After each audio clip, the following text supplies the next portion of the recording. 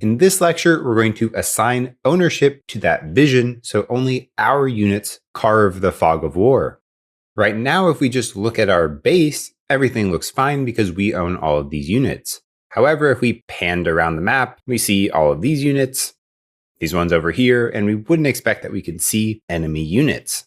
So what we'd like to do is hide these vision quads for each unit that does not belong to us. And that is this lecture's challenge. On start of the abstract commandable, disable the vision transform if the owner is not us, owner player 1. Pause the video, implement this, and I'll see you back here in just a couple minutes. All right, welcome back. I hope you're able to get this one. There were no tricks.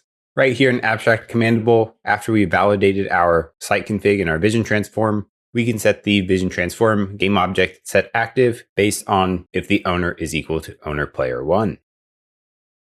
That's it. That's all we have to do here. Coming back into Unity, if we just click play, all of those other units are already assigned to not be owner player 1. So here at our main base, we see all of these, but over here, we no longer see these units. In the scene view, we see all of those vision quads are disabled and the fog of war is not carved.